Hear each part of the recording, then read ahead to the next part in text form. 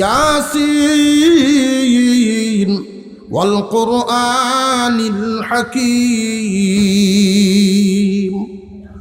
যেই মাত্র কুরআনুল কারীম সহি শুদ্ধভাবে মুমূর্ষ ব্যক্তির কাছে তিলাওয়াত শুরু হয়, আল্লাহ রাব্বুল আলামিন ডাক দিয়া বলেন, ফেরেশতারা রে, তোমাদের কানে কি আমার কালামের আওয়াজ পৌঁছে নাই? এই মুহূর্তে চাপ হালকা করো, সূরা ইয়াসিনের তিলাওয়াত তোমাদের কানে পৌঁছে নেই কি? এরপরেও যদি হালকা না করিয়া দাও তাহলে আমার কালামের ইজ্জত রক্ষা হয় না। তাহলে সন্তানের ইলমে দ্বীন শিক্ষার দ্বারা মা বাবারও লাভ আছে না নাই? একজন মানুষের জান কবজ করার সময় যেই ফেরেশতায় জান কবজ করে, একজন ফেরেশতা নিয়োজিত করা আছে এই রূহটা বাহির করে তার হাতে নিয়ে মুর্দার কাছেই বসিয়া থাকে। কে কে আসা যাওয়া করে, কে কি করে সব দেখতে থাকে, কিন্তু কথা বলার সুযোগ নেই, কথা বলার যোগ্যতা তার নেই। যখন জানাজার নামাজ পড়ানো হয়, গোসলের কাজ করানো হয়, কবরে যখন নামানো হয়, সব কিন্তু এই রূহ দেখতে থাকে। ফেরেশতার হাতে জিম্মি আছে, ফেরেশতার মুষ্টির ভিতরে আছে। আল্লাহ পাক রব্বুল আলামিন ব্যবস্থা রাখছেন, রে বান্দা কার জন্য কি করলা, একটু দেখিয়া যাও কার জন্য কি করলা। মুর্দার লাশটা পর্যন্ত নিজের মানুষে দোয়াইতে পারে না, পরের মানুষে দোয়ানি লাগে। বাবার গোসলটা কেমনে দেওয়া লাগবে এই প্রশিক্ষণটাও পর্যন্ত বাবায় দেয় নাই। অথচ দুনিয়ার সমস্ত শিক্ষায় শিক্ষিত করেছে, বাবা মা বাবা আর জানাজা দাফন কাফন কেমনে করবো এটা জানে না। মূসা আলাইহিস সালাম আল্লাহর সাথে কথা বলতে রওনা দিলেন, আল্লাহর সাথে কথা বলবেন। রাস্তায় তিনি দেখতে পাইলেন একটা কবরে একজন মানুষের কঠিন শাস্তি হইতেছে, একজন যুবক, খুব শাস্তি। মূসা আলাইহিস সালাম মনে মনে খুব আফসোস করলেন, চলে গেলেন আল্লাহর সাথে আলোচনা করে। যখন ফিরতেছেন, ফিরার পথে পাইলেন ওই যুবক যার উপরে শাস্তি হচ্ছিল এখন আর শাস্তিতে নাই, বড় আরামে ঘুমায়। মূসা আলাইহিস সালাম আশ্চর্য হয়ে গেলেন, কি হালতে দেখা গেলাম আর এখন কি হালত। আল্লাহর দরবারে তিনি দোয়া করা শুরু করে দিলেন, আল্লাহ আমাকে আপনি বলে দিন এই হালত কেন? দেখলাম শাস্তি, এখন শান্তি, আমিও খুশি হয়েছি শান্তি দেখা, কিন্তু কারণটা কি আপনারা একটু জানাইবেননি? আল্লাহ পাক রব্বুল আলামিন বলেন, পয়গম্বর এই যুবক জোয়ানকালীন থাকা অবস্থায় অনেক অন্যায় করেছে, অনেক গুনাহ করেছে। এই গুনার কারণেই আমি তাকে শাস্তি দিলাম, কিন্তু এখন শান্তি দেওয়ার কারণ হলো সে একটা কাজ করে আসছিল দুনিয়াতে, বিবাহ করেছিল, সন্তানাদি হবে, তার বিবির এই অবস্থায় সে অসুস্থ হয়ে গেছে। বিবির হাত ধরে বলে, বিবি রে মনে হয় থাকবো না দুনিয়াতে। রে বিবি, আমার যদি কোনো ছেলে সন্তান জন্ম হয় তারে মাদ্রাসায় পড়াইস, যদি মেয়েও হয় তবু তারে প্রাথমিকভাবে দ্বীনি শিক্ষা দিস। এই কথা বলে বিদায় হয়ে গেল ছেলে। আল্লাহ পাক রব্বুল আলামিন তার বিবির ঘরে ছেলে সন্তান দিলেন। লালন পালন করতে করতে যখন পড়ার সময় হয়ে গেছে, তারা নিয়ে মাদ্রাসায় ভর্তি করেছে। শিক্ষক যখন সর্বপ্রথম সবক দেন, মাদ্রাসার লাইনের প্রথম সবকটাই তো বিসমিল্লাহির রহমানির রহিম। রে মুসা, এই যুবকের আযাব হচ্ছে তার কবরে, আর দুনিয়ার জমিনে তার রেখে যাওয়া সন্তান আমি আল্লাহকে ডাক দেয় রহমান রাহিম বলে। ও পয়গম্বর, আমাকে রহমান এবং রাহিম বলে যে ডাক দিল, বলো দেখি এই বাচ্চার বাবারে আমি কেমনে কবরে আযাব দেই? যেই বাচ্চায় আমার রহমান এবং রাহিম কয়, তার বাবারে আমি কেমনে কবরে আযাব দেই, এই সন্তানের ডাকের উসিলায় আমি বাবারে মাফ করে দিলাম। সন্তান যদি ইলমি দ্বীন শিক্ষা করে বাবার লাভ আছে না নাই?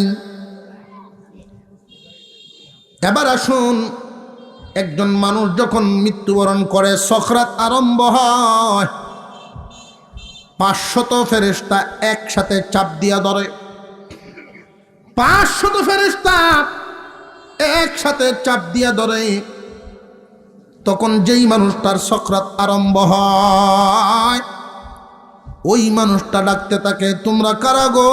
আমার এই এত জোরে চাপ দিচ্ছ, আমার একটু সারিয়া দেও। আমরা এখানে যারা আছি সবার মরণ সামনে আছে না নাই? 500 ফেরেশতা একসাথে চাপ দিয়া জান বাহির করবে, বলতে থাকবে, তোমরা কারা গো? আমার একটু হালকা করিয়া দাও, কিন্তু ছাড়বে না। ওই ব্যক্তি বলতে থাকবে, তোমরা আমার সমস্ত সহায় সম্পত্তি নিয়ে যাও, এই জীবনে যা রুজি রোজগার করেছিলাম সব নিয়ে যাও, এরপরেও আমার চাপটা একটু কমায় দাও। না না, এরপরেও চাপ কমানো হবে না, সকল আত্মীয় স্বজনের সম্পত্তি নিয়ে যাও, তারপরেও আমার একটু আসান করো।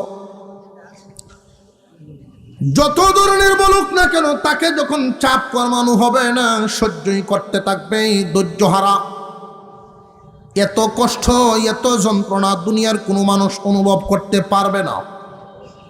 মৃত্যুর সময় যে কি কষ্ট দেওয়া হয়, এই কষ্টের খবরটা একজন বর্ণনা করেছিলেন। নূহ আলাইহিস সালামের সন্তান ছিলেন একজন, তার নাম ছিল সাম। ঈসা আলাইহিস সালামকে আল্লাহ মুজিজা দিয়েছিলেন, গুরুস্থানের মুর্দাকে উনি যদি ডাক দিতেন আল্লাহর নামে জিন্দা হয়ে দাঁড়ায় যেত। একজন ইহুদি বলে, ঈসা তুমি তো দেখি সব নতুন নতুন মুর্দাকে জিন্দা করো, পুরাতন একজন মুর্দাকে জিন্দা করো দেখি। ঈসা আলাইহিস সালাম বলেছিলেন, পুরাতন মুর্দার ব্যাপারে আমি তেমন জানি না, আপনি আমারে দেখায়া দেন। নিয়ে গেল পাহাড়ের উঁচা একটা টিলার মধ্যে, কবর দেখায়া দিল, এই মুর্দাকে তুমি জিন্দা করে দেখাও দেখি। ঈসা আলাইহিস সালাম কুম বিইذনিল্লাহ বলার সাথে সাথেই কবরের মুর্দা জিন্দা হইয়া দাঁড়ায়া যায়। আলাপ আলোচনা হইল, পরিচয় হয়ে গেল। ঈসা আলাইহিস সালাম জিজ্ঞাসা করেন, তাহলে আপনি কি দুনিয়াতে আরো কিছুদিন থাকবেন? যদি থাকেন আল্লাহর কাছে অনুমতি নেই। ও ভাই ঈসা, কিছুদিন দুনিয়াতে যদি আমি থাকি, এরপরে কি আবার জান কবজ করা হবে নাকি? আজরাইল আসবে নাকি স্বাভাবিকভাবে যেতে পারবো? ঈসা আলাইহিস সালাম বলেন, হ্যাঁ, আজরাইল আইসা জান কবজ করবে।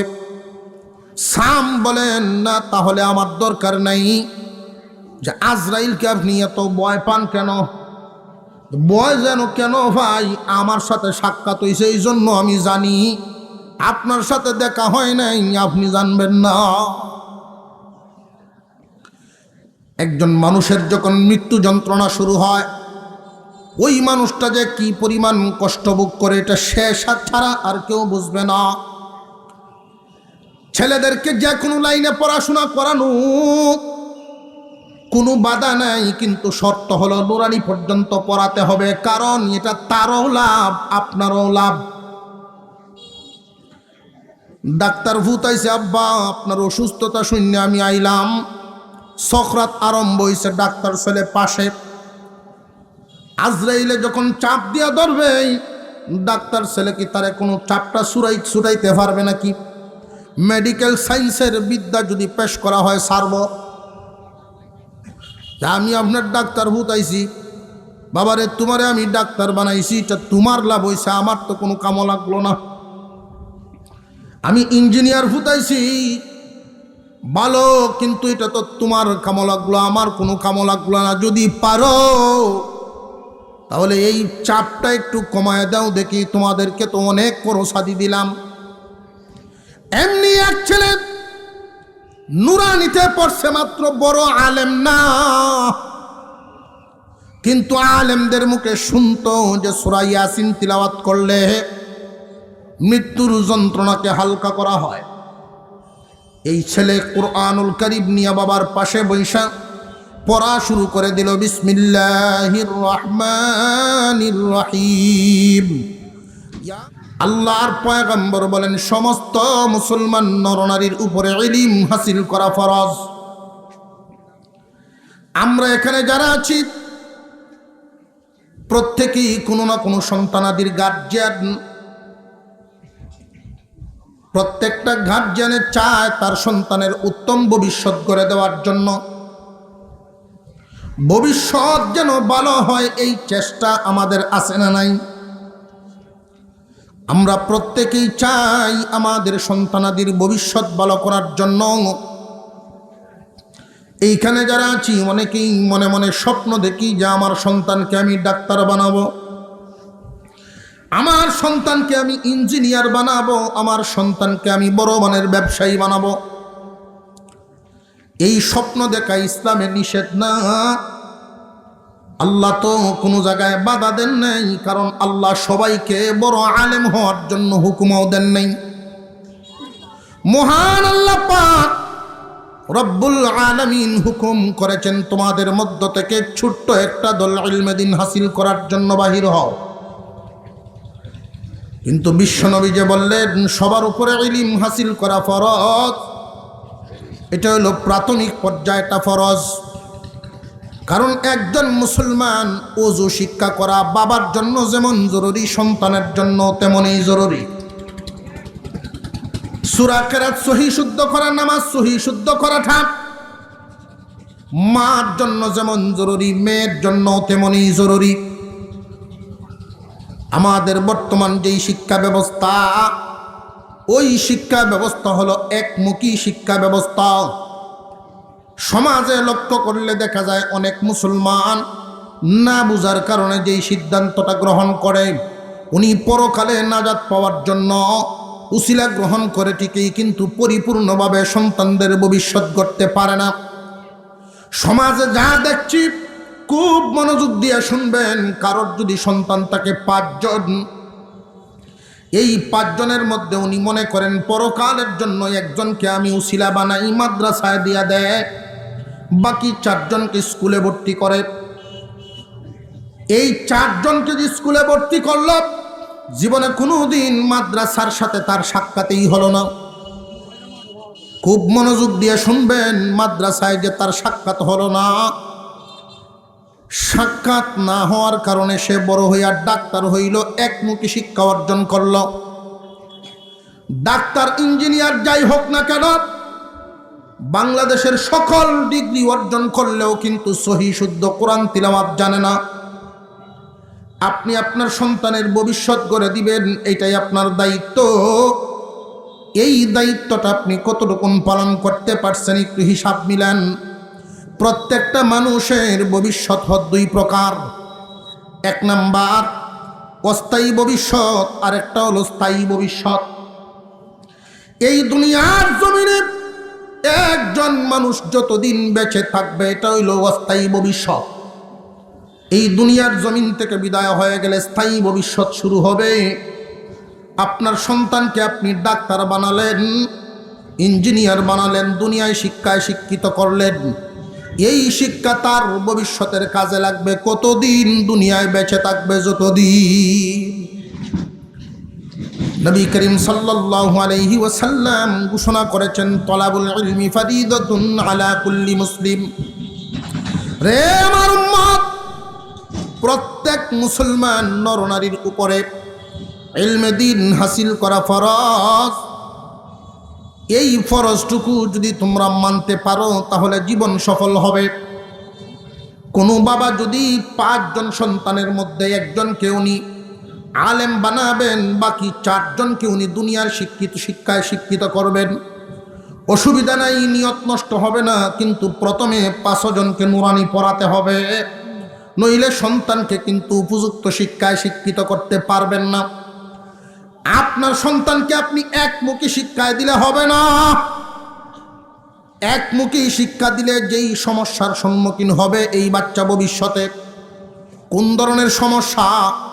যে আপনি আমি পড়তেছি বর্তমানে যেই সমস্যায় 70 বছরের মুরব্বী নামাজ পড়ে কিন্তু তার সূরা কেরাত ঠিক নাই, আছে না নাই?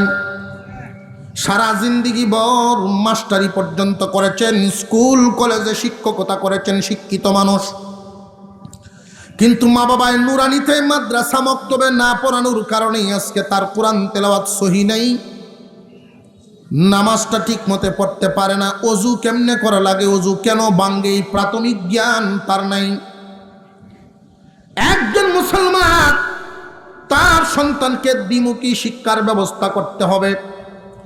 নুরানি পর্যন্ত 3টা বছর পড়াইয়া এরপরে আপনার সন্তানকে স্কুলে দিয়ে দেন, কোরআন শিক্ষা হয়ে গেল, নামাজ শিক্ষা হয়ে গেল, অজু গুজুল শিখে ফেলল, আপনি মারা গেলে কেমনে জানাজা পড়া লাগবে এই শিক্ষাও শিক্ষা হয়ে গেল। আমরা সব মুসলমান আমাদের সন্তানদেরকে যদি গুড়ালিতেই শিক্ষা ব্যবস্থায় পেছ লাগাইয়া দেই, তাহলে এই সন্তান বড় হইয়া দিক বেদিক পাবে না, একমুখী থাকবে। আপনারা অনেকেই ধারণা করতে পারেন কেন বড় হইয়া কি তার নামাজ সে শিখতে পারবে না? না, হাজারে 2-1 পারে, বাকিরা পারে না। বড় হইয়া মানুষ আর কোরআন তেলাওয়াত সহি শুদ্ধ সচরাচর করতে পারে না, সূরা কেরাত পরিপূর্ণ মুখস্থ করতে পারে না, সহি শুদ্ধ হয় না। কারণ ছোটবেলায় যেইভাবে হরফগুলো তার জায়গা নিবে উচ্চারণের ক্ষেত্রে, বড় হইলে এইভাবে আর করানো যায় না। নামাজ ভঙ্গের যত কারণ আছে এর মধ্যে একটা কারণ নামাজে অশুদ্ধ তিলাওয়াত করা। কেউ যদি নামাজে অশুদ্ধ তিলাওয়াত করে তার নামাজ ভঙ্গ হয়ে যায়। আমাদের যে একটা বডি আছে, বডি, এই বডির যেমন অঙ্গ প্রত্যঙ্গ আছে, এমন কিছু অঙ্গ আছে যেই অঙ্গ না থাকলে মানুষই থাকবে না, মানুষটা বাঁচবে না। ঠিক তেমনি নামাজেরও অঙ্গ প্রত্যঙ্গ আছে, ফরজ, ওয়াজিব, সুন্নত, মুস্তাহাব নামাজের ভিতরে আছে না নাই? নামাজের ভিতরে এমন কিছু অঙ্গ আছে যেই অঙ্গ হানি হয়ে গেলে নামাজই নষ্ট। নামাজে যদি কেউ অশুদ্ধ তিলাওয়াত করে তাহলে তার নামাজ হবে না।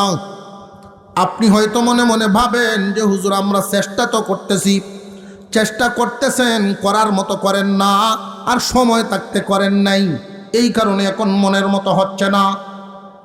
বহু মানুষ কিয়ামতের কঠিন ময়দানে আল্লাহর সামনে আসামি হবে, বেনামাজি হওয়ার কারণে মানুষটা জাহান্নামে যাবে।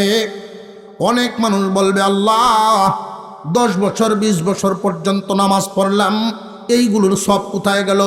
আল্লাহ বলবেন নামাজেই তো কবুল হয় নাই। যে নামাজ যে কবুল হয় নাই, পড়লাম তো, দুনিয়াতে পড়ছি তো, কবুল হয় নাই কেন?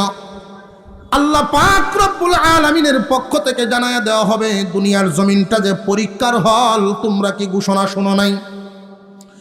এই দুনিয়ার জমিন হলো পরীক্ষার হল।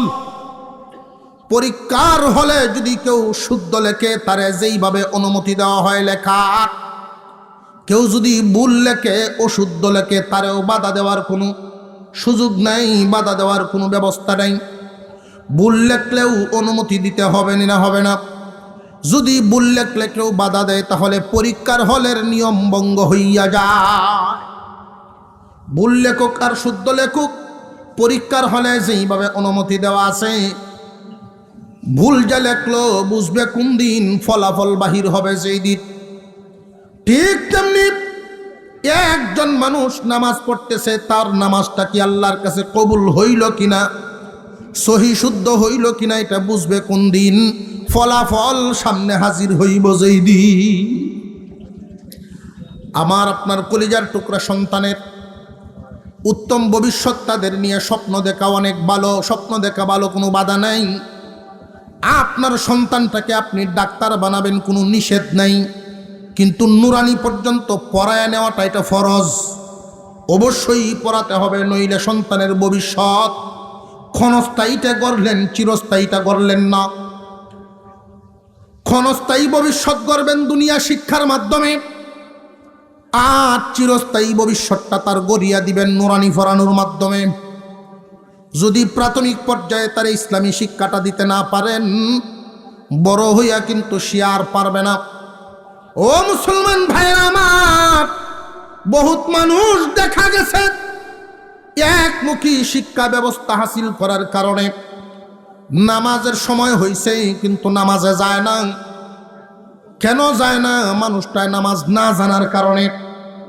যদি আপনার সন্তানটাকে আপনি নোরানি পর্যন্ত পড়ায়া এরপরে স্কুলে নিয়ে যাইতেন, নামাজ জানা থাকতো, তাহলে কিন্তু আর অসুবিধা হইতো না। নামাজ জানা যেই ব্যক্তি জানায় কিন্তু তারে টানে।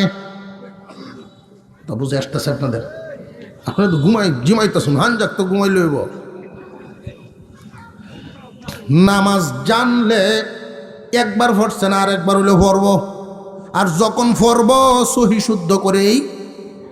কথা বুঝে আসতেছে আপনাদের? যেই সন্তানটাকে আপনি নোরানিতে পড়াইয়া এরপরে স্কুলে নিয়ে গেলেন, 3 বছর যে এখানে পড়ালেন, 3টা বছর কিন্তু তার নষ্ট হবে না।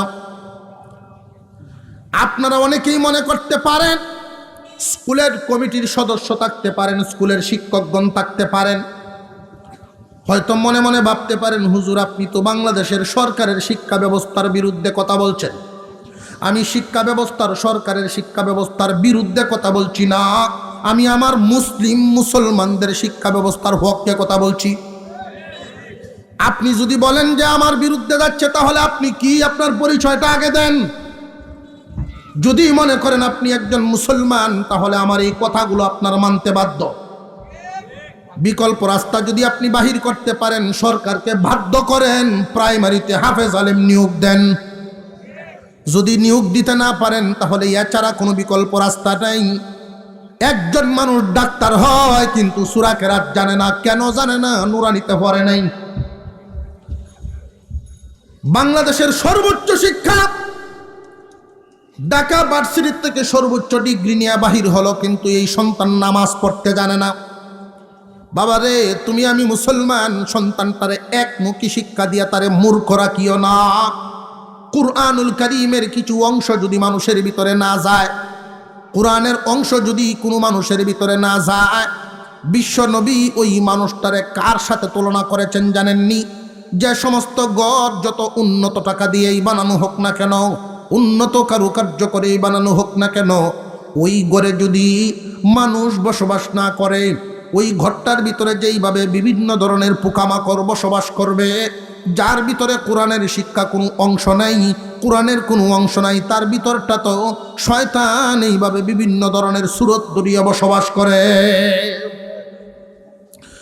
قال النبي صلى الله عليه وسلم إن الذي ليس في جوفه شيء من القرآن كالبيت الخريب। আপনার আমার পয়গম্বর বিশ্ব নবী রাহমাতুল লিল আলামিন বর্ণনা করেছেন, আমার মায়ার উম্মতেরা রে, কোরআনের অংশ যদি কারোর ভিতরে না থাকে, তার ভিতরে কোনো আলো নাই, শয়তান তার ভিতরে বসবাস করে। ওই মানুষটার সামনে বিভিন্ন ধরনের ধোঁকা, বিভিন্ন ধরনের অবস্থা তৈরি করবে সে শয়তান। যার ভিতরে কোরআনের অংশ থাকবে, ওই মানুষটার দেশে কেন বিদেশেও যদি যায় পড়াশোনা করার জন্য, সহজে তারে কেউ নাস্তিক বানাতে পারবে না। মুসলমান ইমানদার ভাইয়েরা আমার, আমাদের সন্তানদেরকেই প্রথমে শিক্ষা দিতে হবে নুরানি শিক্ষা। আমি এই জন্য বলছি, নুরানি যেই সিলেবাস আছে এটা আপনারা লক্ষ্য করে দেখবেন, শুধু যে আরবি পড়ানো হয় তা নয়, এইখানে ইংরেজি, বাংলা, অঙ্ক সব শিক্ষা দেওয়া আছে। মুসলমানের সন্তান ফাউন্ডেশন যেন সুন্দর করে গড়তে পারে, এই জন্য উলামায়ে কেরাম এই শিক্ষা ব্যবস্থা চালু করেছেন। যেহেতু সরকার করে না, আমাদের ইসলাম আমাদের হেফাজত করতে হবে, আমাদের সন্তানদেরকে জাহান্নামের আগুন থেকে আমার বাঁচাতে হবে। আপনি আপনার সন্তানের ভবিষ্যৎ গড়বেন, এই ভবিষ্যৎ গড়ার জন্য যে আপনি তারে শিক্ষা দিবেন, একমুখী শিক্ষা দিলে তার উত্তম ভবিষ্যৎ গড়া হবে না। যদি দ্বিমুখী শিক্ষা দিতে পারেন, দুটা দিতে পারেন, পরকাল কামানোর হাতিয়ারও দিতে হবে, ইহকাল কামানোর হাতিয়ারও দিতে হবে। যদি আপনি আপনার সন্তানটাকে পরকাল কামানোর হাতিয়ার দিতে চান, তাহলে নুরানিতে আগে পড়ান। নুরানিতে পড়াইয়া এরপরে অন্য শিক্ষা দিবেন। ডাক্তারও যদি হইয়া যায়, আপনি মারা গেলে আপনার জানাজার নামাজ এই ছেলেই পড়াইতে পারবো। কথা বুঝে আসতেছে আপনাদের?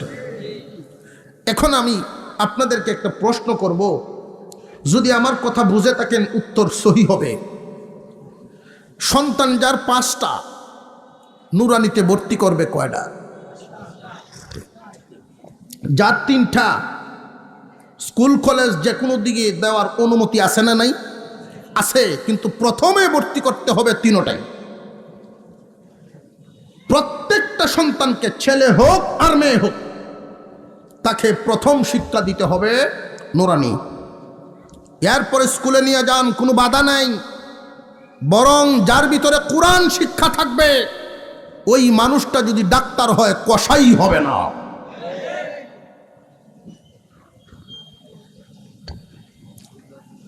আমাদের যে শিক্ষা ব্যবস্থা, সারা জিন্দিগি ভর চাকরি করলো, যখন রিটায়ার্ডে আসছে তখন দেখবেন কয় আল্লাহ বিল্লাহি করি। হন, আরে আল্লাহ বিল্লাহ যে তুমি করবা, তোমার কাছে তো হাতিয়ার নেই, তোমার তো জানা নাই।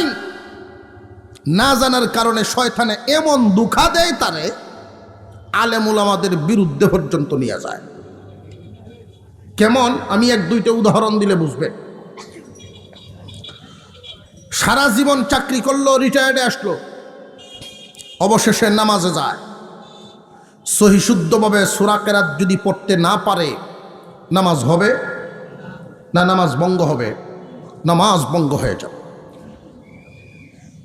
আলেম উলামাদের বিরুদ্ধে কিভাবে যায় দেখবেন। এই সমস্ত মুসল্লিগুলো ইমাম সাহেবরে গেছি গাইব, আপনি একটু পরে পরে যাইন গে কই কালি, নামাজ পড়ায় পরে দৌড় মারুন কোন ইমামের কয়েকটা জিন্দিগিরে শেষ করিয়া এই গজব উফরি অবশেষে আমার উপরে নাজিল হইছে। যেই মানুষটায় নামাজ জানে, ছোটবেলায় যদি আপনি শিক্ষা দিতে পারেন, বুড়া বয়সে গিয়া নামাজে ধরবো তা না। জন বয়সেই যেই ছেলেটায় সহি শুদ্ধ কোরআন তিলাওয়াত করতে জানে, নামাজ পড়তে জানে, ওই ছেলে দেখবেন একবার না পড়লে আরেকবার হইলে পড়ব। যে জানে না সে তো নামাজের দ্বারে কাছেই যাবে না, জানেই না, বেটা যাইব কেমনে? ওই সমস্ত মানুষগুলো নামাজে যায় কখন? মানুষে মন্দ কয় যখন। তোমার মতো বুড়া মানুষ মসজিদও না যায়, সমাজের মানুষে মন্দ কয়, এখন মসজিদও না যায় কেমনে? ওই সমস্ত মুসল্লিরা মসজিদে যায় আল্লাহ খুশির করার জন্য নয়, মানুষকে সমালোচনা যেন না করে, মানুষ খুশি করার জন্য। মুসলমান ভাইরা না, আল্লাহ পাক রব্বুল আলামিন আমাদেরকে যে রাস্তাটা দেখায় দিলেন, যে তোমাদের মধ্য থেকে ছোট্ট একটা দল ভিজ্ঞ আলেম হও। নবীজি বললেন সমস্ত মুসলমান নরনারীকে ইসলামিক প্রাথমিক শিক্ষা দাও, ফরজ। কারণ নামাজের সহি শুদ্ধ সূরা কেরাত শিক্ষা করা, এটা শুধু আলেমদের জন্য জরুরি না, সকল মুসলমানের জন্য জরুরি, সকল মুসলমানের জন্য জরুরি। যে ব্যক্তি ব্যবসা করবে তারও কেরাত জানা থাকা লাগবে, ওযু গোসল শিক্ষা জানা লাগবে। যেই ব্যক্তি চাকরি করবে তার জন্য সূরা কেরাত জানা লাগবে। যেই ব্যক্তি সমাজের পরিচালনা করে, যে কোনো মানুষ যে কোনো জায়গায় থাকুক না কেন, এতটুকুন জ্ঞান অর্জন করা অত্যন্ত জরুরি। আলহামদুলিল্লাহ বুঝতে পারছি, আপনাদেরকে একটা কথা অন্তত বুঝাইতে পারছি, যে সকল বাচ্চাদেরকেই প্রাথমিক শিক্ষাটা আমার দিতে হবে। কথা বুঝে আসতেছে আপনাদের? এখন আরেকটা কথা আপনাদেরকে জিজ্ঞাসা করি, সন্তানদেরকে আমরা যা শিক্ষা দিলাম, একটা সন্তানকে আপনি ডাক্তার বানালেন, এটা তার নিজের ফায়দা হবে, আপনার তো কোনো ফায়দা হইল না। একটা ছেলেকে আপনি পড়াশোনা করাইয়া ইঞ্জিনিয়ার বানালেন, তার ফায়দা হইল, তার ভবিষ্যৎটা ইহকালীন ভবিষ্যৎ করে দিলেন, তার ফায়দা হইল, আপনার কি হইল?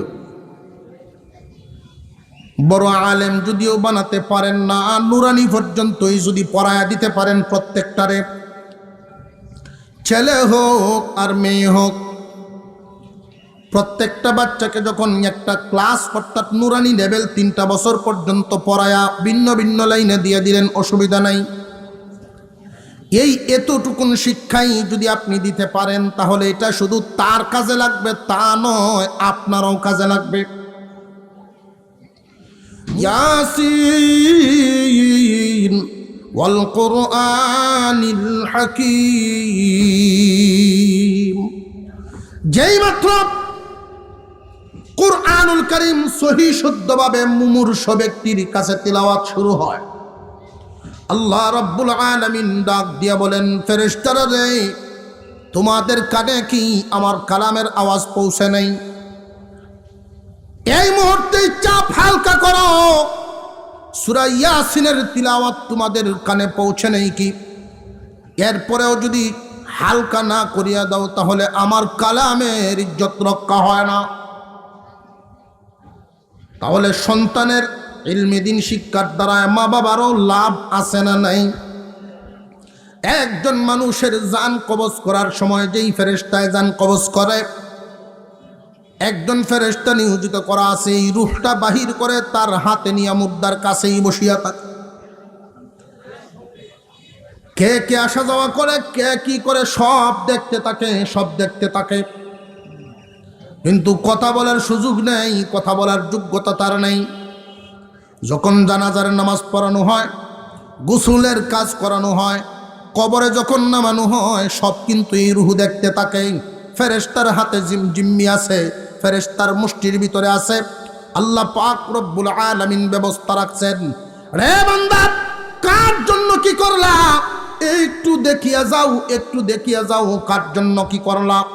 মুর্দার লাশটা পর্যন্ত নিজের মানুষে দোয়াইতে পারে না, পরের মানুষে দোয়ানি লাগে। বাবার গোসলটা কেমনে দেওয়া লাগবে এই প্রশিক্ষণটাও পর্যন্ত বাবায় দেয় নাই।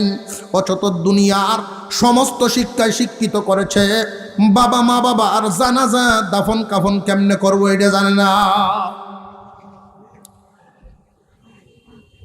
যখন কবরে নেওয়া হয়, কবরের দিকে নিবে, এই লাশটা এক জায়গায় রেখে জানাজা পড়ানোর জন্য যখন তৈরি হয়, এই রূহটা খুব আকাঙ্ক্ষা করতে থাকে, হায় রে আমার সন্তান যদি জানাজা পড়ায়া দিতে পারত, সন্তানে যদি জানাজার নামাজ পড়ায়া দিতে পারত।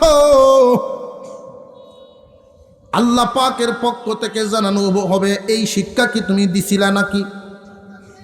তোমার সন্তান জানাজার নামাজ পড়ায়া দিবে, এই শিক্ষা তুমি দিছিলা নাকি? ছোট মানুষ, এই ছোট বাচ্চাটা নিজের চয়েস পেশ করতে পারবে না, নিজের পছন্দ পেশ করতে পারবে না। তুমি আমি গার্জিয়ান হিসাবে সন্তানকে যেদিকে নিব, ও সন্তানও সেই দিকেই যাবে। এই জন্য প্রথমেই ছেলে হোক আর মেয়ে হোক তাদেরকে নুরানি শিক্ষা দিয়া এরপরে অন্য লাইনে নিবেন। দিনী লাইনে, দুনিয়ার লাইনে যেদিকে মন চায় সেদিকেই নেন, অসুবিধার কোনো কারণ নাই। কিন্তু নুরানি পর্যন্ত যদি আপনার সন্তানটাকে না পড়ান, সন্তানের অসুবিধার কারণ আছে, এই সন্তানের মারাত্মক ক্ষতি করিয়া দিলেন। দুনিয়া শিখাইলেন কিন্তু আখিরাত আপনি শিখাইলেন না। জানাজার নামাজ যদি কোনো সন্তান পড়ায়া দিতে পারে, ছেলের আমল ভালো থাকে, সন্তানের আমল ভালো থাকে, সেই অনুযায়ী জানাজার নামাজ পড়ায়া দিল। আর যদি আলেম হাফেজ মুফতি হয় তাহলে তো আর কথাই নেই। জানাজার নামাজ যখন দাঁড়ায়, সন্তান মা বাবার লাশ সামনে নিয়ে যখন দাঁড়ায়া যায়, লক্ষ্য করে দেখবেন অন্যান্য মানুষের জানাজা পড়ানো আর নিজের সন্তানের পড়ানোর মধ্যে বেশ কম আছে। নিজের সন্তান মা বাবার লাশটা সামনে নিয়ে যখন দাঁড়ায়া যায়, তার ভিতরে একটা অনুভূতি আইসা যায়। তখন ওই কথাগুলো স্মরণ হইতে থাকে, আমার আব্বা আমাকে মানুষ করার জন্য কি না করেছেন, কত পরিশ্রম করেছেন, আমার বাবা আমার জন্য কত কষ্ট করেছেন। বাজার থেকে মজাই না যদি দেখতেন ঘুমায়া গেছি, ঘুম থেকে জাগায়া তারপরে খাওয়ায়া ঘুম পড়াইতে। আমার মাও তো কষ্ট কম করেন নাই। কলিজার টুকরা সন্তানকে মাদ্রাসায় পাঠানোর সময় বাবাই যদি দিতেন 1000, মা আবার লুকায়া লুকায়া দিয়া দিতেন আরো 2-4-500। এই দৃশ্যগুলো যখন সন্তানের স্মরণ হতে থাকে, লাশ সামনে নিয়া চোখের পানি অটোমেটিক বাহির হইতে থাকে। আল্লাহ জিজ্ঞাসা করেন, ফেরেশতারা রে, লাশ সামনে নিয়ে ইমান কেন কান্দে? আয় আল্লাহ, ইমাম এই জন্য কান্দে, ইমামের সাথে এই মোদ্দার রক্তের সম্পর্ক আছে। পাক রব্বুল আলামিন বলেন, রক্তের যদি সম্পর্ক হয়ে যায়, আমি আল্লাহ তার উসিলায় 80 বছরের গুনাহ মাফ করে দিলাম। লাভ হইছে না হইছে না? কিয়ামতের কঠিন ময়দানের হালত দেখেন, কিয়ামতের কঠিন ময়দানের হালত। এটা শুধু ইহকাল পর্যন্ত না কইলাম। ইহকালে সন্তানকে যদি একমুখী শিক্ষা দেওয়া হয়, দ্বিমুখী না দেওয়া হয়, একমুখী দিলে তোমার লাভ তো হবেই না, ক্ষতি হওয়ার আশঙ্কা আছে। একমুখী শিক্ষা শিক্ষিত বেশিরভাগ মানুষগুলো দুনিয়াদার হইয়া এতটাই পাগল হয়ে যায়, পুরা দুনিয়া তার মাথার উপরে উঠিয়া যায়। পেরেশানি আর পেরেশানি, পেরেশানি আর পেরেশানি। দিনী শিক্ষা ভিতরে না থাকলে একমুখী শিক্ষার কারণে মানুষগুলো অনেক সময় অমানুষে পরিণত হয়। আমি একটা জরিপ আপনাদের সামনে পেশ করি। গাজীপুরের একজন মানুষ, আমার অত্যন্ত মহব্বতের মানুষ, এই লোকটা একদিন পেশ করলেন, হুজুর, সরকারি বড় একজন অফিসারের সাথে আমি সফর করলাম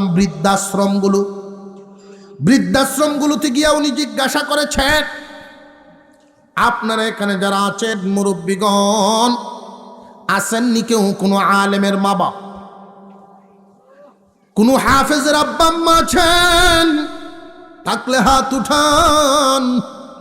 কোনো মানুষ হাত উঠায় নাই, কেউ নাই। ওইখানে আছে কারা? বৃদ্ধাশ্রমগুলোতে আছে কারা? যে সমস্ত মানুষ কুরআন হাদিস তো পড়াই নাই, বরং বাংলাদেশে তাইকা আমেরিকার স্বপ্ন দেখত, অতিরিক্ত উচ্চবিলাসী স্বপ্ন দেখিয়া আমরা নিজেদের সংস্কৃতি পর্যন্ত বলিয়া যাই। ইহুদি খ্রিস্টানদের সংস্কৃতি বাচ্চাদের মধ্যে আনিয়া ডাউনলোড করতে থাকি, এদের মধ্যে দিতে থাকি। পড়াশোনা করাইছ এক লাইনে, শিক্ষা আদর্শ দিয়েছ এক লাইনে, ফল বুক করবা কি আর এক লাইনে, যেটা শিখাইছ ওইটাই ভাইবা। একমুখী পড়াশোনা। একবার গ্রাম্য মাথাব্বর মানুষ, পড়াশোনা সামান্য কিছু করছে, পাঠশালাত বাল্য শিক্ষা বই পড়ছে। মুরব্বী মানুষ হইলে কি বড়া বুদ্ধি খুব সাংঘাতিক, গ্রাম্য মানুষ হইলেও মেধা শক্তি খুব। দেখবেন এরকম অনেক মাতাব্বর, অনেক বুঝদার লোক আছে, পড়াশোনা খুব বেশি না, কিন্তু বুঝুইয়া খুব বিরাট। কোন আছে না নাই? বেড়ারা একদিন নিচে কোর্ট এক মামলার সাক্ষী বানায়, তো উকিল সাহেবে চিন্তা করতেছে, যদি আমি তারে দুর্বল করতে পারি, সাক্ষী যদি দুর্বল করতে পারি, তো মামলা দুর্বল। সাক্ষী দুর্বল হইলে মামলাও দুর্বল। তো সাক্ষীরে ফেসাইতেছে, মুরব্বী, আপনি যে গ্রাম থেকে আসলেন এই কোর্ট পর্যন্ত, আপনার গ্রাম থেকে কোর্টে আসলে কতক্ষণ সময় লাগে?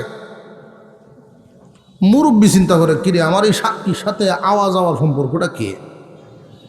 বেটা তো আমার ফেসাইতেছে, দুর্বল করতে বুঝেছি। উকিল সাহেব, আমার গ্রাম থেকে কোর্টে আসার রাস্তা দুই জাতের, একটা পানির পথ আর একটা গাড়ির পথ, কোনটার হিসাব দিতাম? উকিলে কয় পানির পথেরটাই দিন। নৌকাতে আসলে কতক্ষণ লাগবে?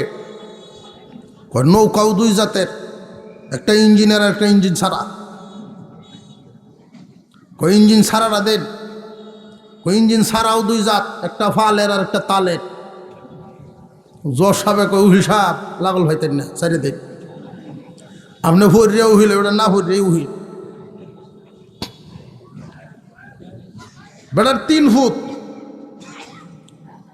একটারে ডাক্তার বানাইছে আর একটারে ইঞ্জিনিয়ার বানাইছে, আর একটারে নিয়তেই করছে যা এটারে হুজুর বানাইছে। সহায় সম্পত্তি প্রচুর পরিমাণ আছে তার গ্রামে, ছেলেরা তারে কি দিব এই চিন্তা বেড়া করে না, হস্টস করি আয়া বেড়া আসে বাড়ি।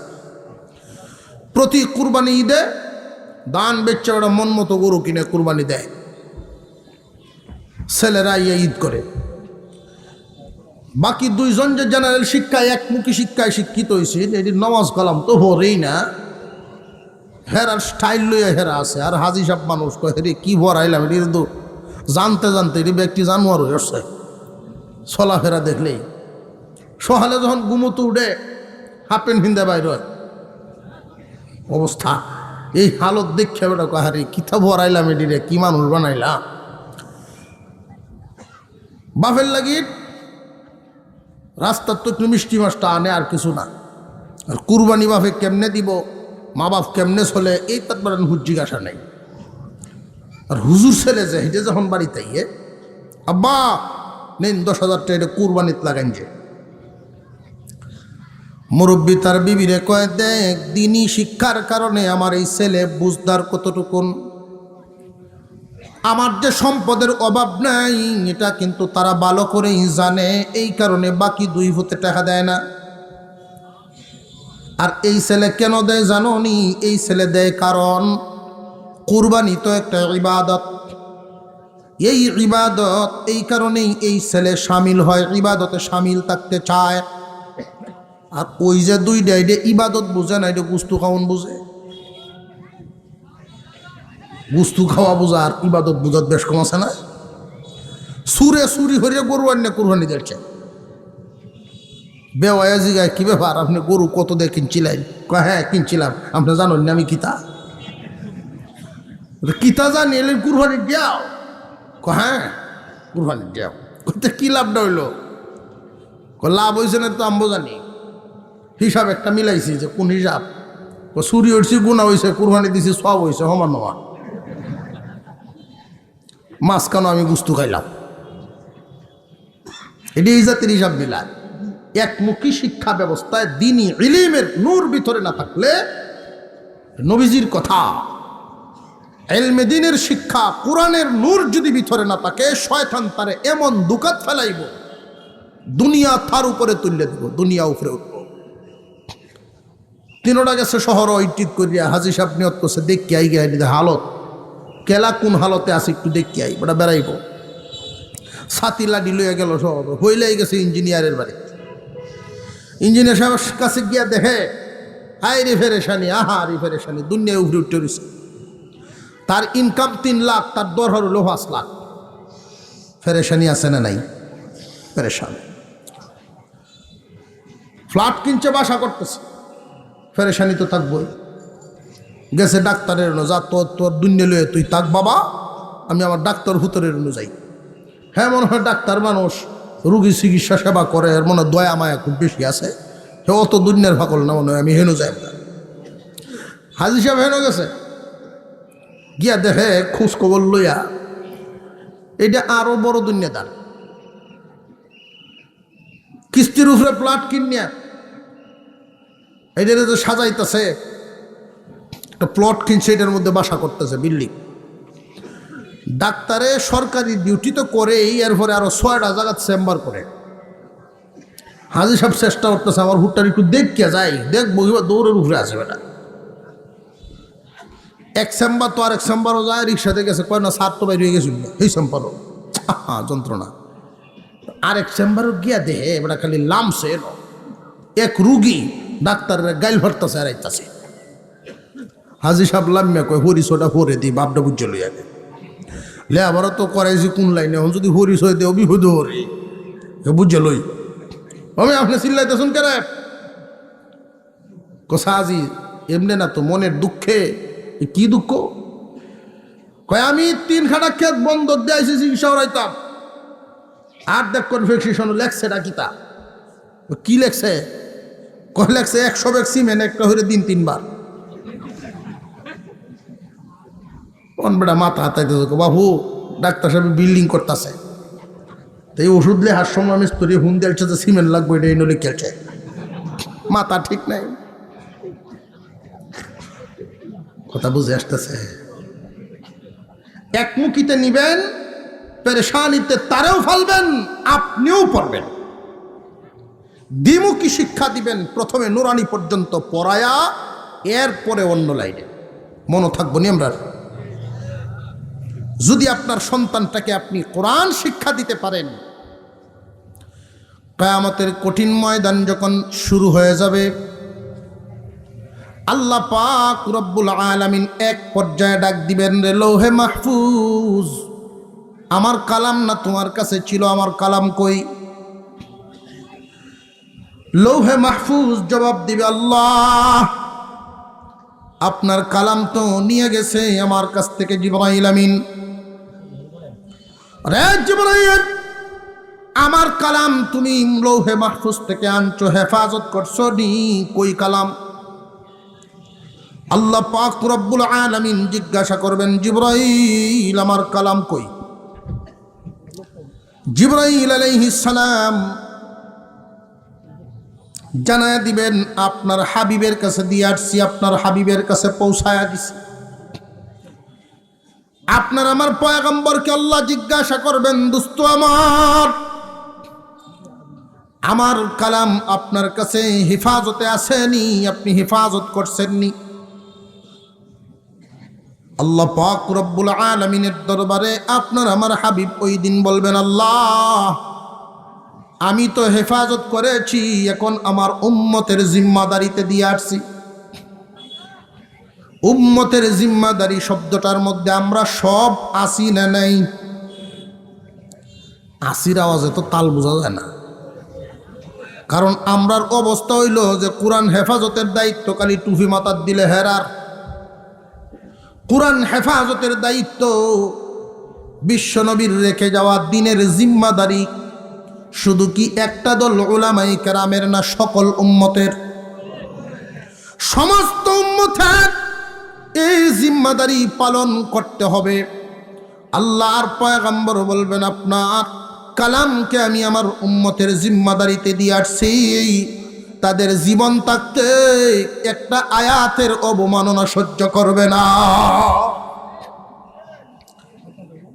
আল্লাহর কালাম হেফাজতে আছে না নাই?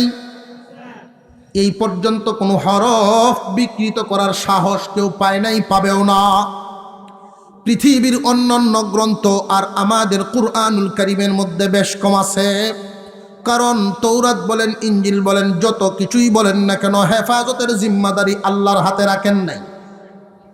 কুরআনুল কারীমের ব্যাপারে আল্লাহর ঘোষণা নাজিল করলাম আমি, হেফাজতের রক্ষণাবেক্ষণের নজরদারিও করব আমি।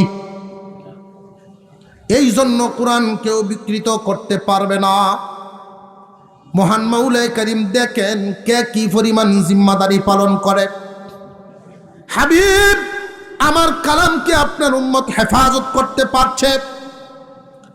আল্লাহ পাক রব্বুল আলামিন বলবেন, আমার কালাম কি আপনার উম্মতেরা জিম্মাদারি পালন করতে পারছেন? এই জিম্মাদারি আল্লাহর হাবিব বলবেন, আল্লাহ আমার উম্মতকে জিজ্ঞাসা করিয়েন না, বরং আপনার কালামকে জিজ্ঞাসা করেন।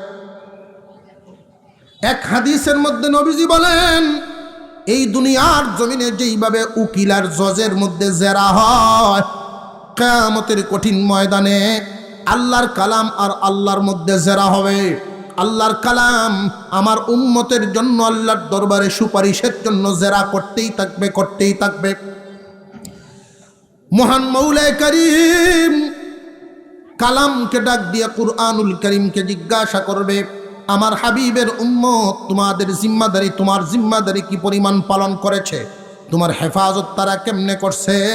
আল্লাহর কালাম তখন বলতে থাকবে, আল্লাহ আমার জিম্মাদারি, আমার হেফাজতের দায়িত্ব পালন করার জন্য একদল মানুষ নিজের কলিজার টুকরা সন্তানটাকে, 7 বছর বয়সের বাচ্চা, যেই বাচ্চাটা আমার সাথে ঘুমানোর কথা, ওই বাচ্চাটাকে কোরআন হেফাজত করানোর জন্য মাদ্রাসার ফ্লোরে শোয়া রাখে। এমন একটা বাচ্চা মা বাবার সাথে থাকার কথা, এই বাচ্চাটাকে কোরআন শিক্ষা দেওয়ার জন্যই নুরানিতে নিয়ে মাদ্রাসায় দিয়ে দেয়, বিছানায় বিছানায় পেশাব করে দেয়, এমন বাচ্চাও পর্যন্ত ভর্তি করা হয়। উদ্দেশ্যই একটাই, দুনিয়া না কালামের হেফাজত। আল্লাহ যারা আমাকে মুখস্থ করে সিনার ভিতরে হেফাজত করছে, অনেক কুরবানি দিয়ে হেফাজত করছে, এদেরকে মাফ করো। আল্লাহ ঘোষণা দিবেন, এই হাফেজে কোরআনদেরকে তো মাফ করলামই, বরং এক একজন হাফেজ 10 জন জাহান্নামীর জন্য সুপারিশ করবে, তাও গ্রহণ করব। আলেমুল আমাদেরকে, হাফেজ আলেমদেরকে মাফের ঘোষণা হয়ে যাবে।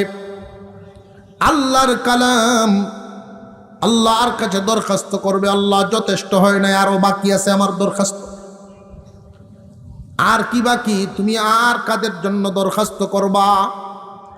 হাফেজ আলেম যারা হইছে এদেরকে তো আমি মাফ করিয়াই দিলাম তোমার খাতিরে। আল্লাহ আরেক দল আছে, এদেরকেও মাফ করতে হবে। আল্লাহর কালাম বলতে থাকবে, একদল মানুষে কোরআন পড়াইছে, আরেক দলে পড়ছে, এই দুই দলকে তো তুমি মাফ করিয়াই দিছো, কিন্তু আরেকটা দল আছে যারা নাকি কোরআন পড়ানোর ব্যবস্থা করিয়া দিছে। কোরআন পড়া এবং পড়ানোর ব্যবস্থা যারা করিয়া দিছে এদেরকেও আজকে মাফ করব। এই মানুষগুলোর মধ্যে এমন মানুষ আছেন, বাবার রেখে যাওয়া সম্পদ, ইচ্ছা করলে জমি চাষাবাদ করতে পারতো, ইচ্ছা করলে বাগান বানাতে পারতো, কিন্তু এই দুনিয়ার মায়া ছেড়ে দিয়া আমি কালামের হেফাজতের ঘর মাদ্রাসা বানানোর জন্য জায়গাটা পর্যন্ত তোমার রাস্তায় দান করে দিছে। এমন মানুষ আছে না নাই? ওই দিন আল্লাহর কালাম এদের জন্য সুপারিশ করবে, আল্লাহ পাক রব্বুল আলামিন মঞ্জুর করে দিবেন। আল্লাহ আরো একদল মানুষ যারা নাকি নিজের পরিশ্রমে উপার্জিত টাকা দিয়া মাদ্রাসার ঘর বানানোর জন্য সাহায্যের হাত বাড়াইয়া দিছিল, আরো একদল মানুষ পড়ানোর ব্যবস্থা করিয়া বাচ্চাদেরকে খানাফিনার ব্যবস্থা করত। রক্তের কোনো সম্পর্ক নাই, আত্মীয়তারও কোনো সম্পর্ক নাই, এরপরেও তালিবে ইলমদেরকে কোরআন হেফাজত করার জন্য খানা খাওয়াইতো। আল্লাহ এদেরকেও তুমি মাফ করবা, অর্থ দিয়া সাহায্য করতো, এদেরকে মাফ করবা। এমনকি রাস্তা দিয়া যাওয়ার সময় মায়ার নজরে, মোহাব্বতের নজরে মাদ্রাসাকে দেখতো। জীবনে কোনো দিন মাদ্রাসার বিরোধিতা তো প্রশ্নই ওঠে না, সব সময় আলেমদের সাথে কথা দিয়া হোক, শ্রম দিয়া হোক, অর্থ দিয়া হোক, যে কোনোভাবে সাহায্য সহযোগিতা করিয়াছে। আল্লাহ তুমি এদের সবাইকে আজকে মাফ করবা। আল্লাহ পাক রব্বুল আলামিন বলবেন, ও আমার কালাম, এখন তো তুমি দল বড় করে ফেলছো। হাফেজ আলেমদেরকে মাফ করলাম, এখন তো তুমি সুপারিশ করেছো, দল বড় করে ফেলছো। এদের তো অনেক গুনাহ আছে, বড় বড় গুনাহ, এই গুনাহ ওই গুনাহ এই গুনাহ, আমি আল্লাহ এদেরকে কেমনে মাফ করি? আল্লাহর কালাম ওই দিন বলতে থাকবে, আল্লাহ যদি গো এদেরকে মাফ না করেন, আমি যে আপনার কালাম এটা অস্বীকার করেন।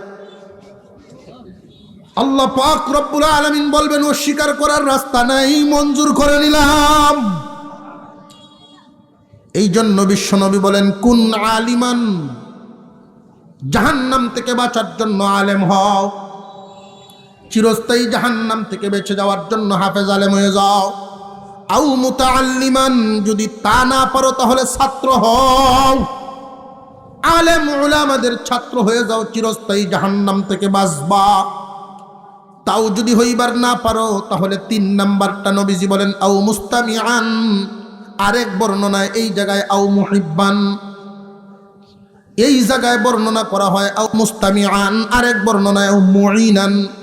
মুস্তামিআনের অর্থ হলো আলেম উলামারা যা বলে তা শুনো এবং আমল করো, জাহান্নামের আগুন থেকে বাঁচতে পারবা। মুঈনানের অর্থ হলো আলেম উলামারা যেই কাজ করে এইগুলোর মধ্যে তোমরা যার যার যোগ্যতা অনুযায়ী সাহায্যের জন্য আগায়া যাও। এইগুলো যদি করতে না পারো, শেষ পর্যায়ে নবীজি বলেন, আমার উম্মত জাহান্নামের আগুন থেকে, চিরস্থায়ী জাহান্নাম থেকে বাঁচার জন্য আও মুহিব্বান, এই দলটারে তোমরা মনে প্রাণে ভালোবেসে যাইবা। ভালো যদি বাঁচতে পারো, কিয়ামতের দিন এর উসিলায় তুমি চিরস্থায়ী জাহান্নাম থেকে বাঁচতে পারবা। কারণ কি? যারা আলেমদেরকে ভালোবাসবে, মহান আল্লাহ এদেরকে ইমানের মত দিবে। যেই কথাগুলো আপনাদের সামনে পেশ করা আমার মূল উদ্দেশ্য ছিল, জোরে আওয়াজ দিয়ে আমরা বলবো, সন্তানাজি যার জয়টা আছে প্রত্যেকটারই প্রথমে নুরানি পড়ানো, এরপরে যে কোনো লাইনে নেবেন। সন্তানাদি 4 জন, নুরানিতে হরানি কয়জন? চারজনেই। এরপরে আপনি ডাক্তার ইঞ্জিনিয়ার যা ইচ্ছা বানান, কিন্তু প্রথম শিক্ষাটা ছেলে হোক মেয়ে হোক তাকে মাদ্রাসায় পড়াতে হবে। ভিন্ন জায়গায় তার শিক্ষা সে শিখতে পারবে না। এর অভিজ্ঞতা গত কিছুদিন আগে এক জামাত পাঠাইছি, তবলিগ জামাতে 40টা দিন 2 জন আলেমে চেষ্টা করলো মুরব্বীরারে 2-3টে সূরা একটু সহি শুদ্ধ করাইতো, হাম্মা লাতাল হাতব উচ্চারণ করার জন্য। লাতাল হাতব আর কয়তেন, লাতাল ভাতাল কয়তেন, ভাতাল কয়। আল্লাহ আমাদেরকে হেফাজত করেন, বলুন আমিন। ওয়া আখিরু দাওয়ানা আনিল হামদুলিল্লাহি রাব্বিল আলামিন।